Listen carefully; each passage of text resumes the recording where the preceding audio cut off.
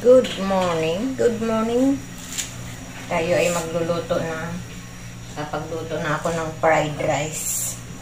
Dahil mayroon tayong bisita. Tayo naman ay magtutorta ng itlog at saka hotdog. Yung aking fried rice ay mayroon na yung carne norte. Saka ngayon magtutorta tayo ng itlog na may hotdog. Yan ay yan ang ating ipapaulam sa ating ngayon bisita, dahil merong interview ang aking mga pamangkin at anak. Mamaya ay aking sasamahan doon sa Laguna.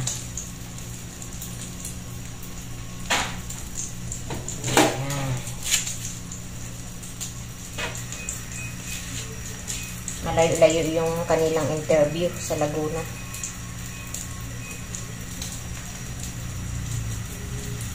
Hanggat bata pa, kailangan ay magsikap na. At kailangan makarating na kayo ng abroad hanggat bata pa. Kasi pag may edad na, mahirap nang makarating doon.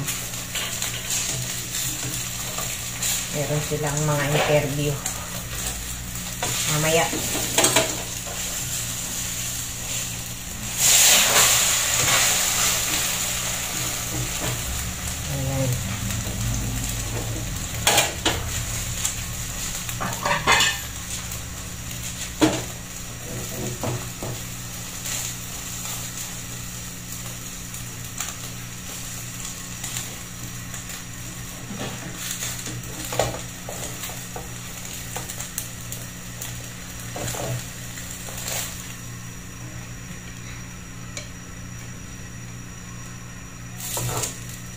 Ayan.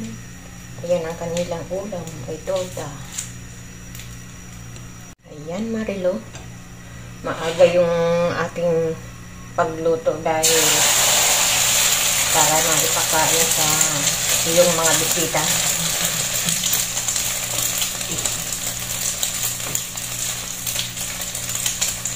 Para yung habang bumibiyahe nakakain na.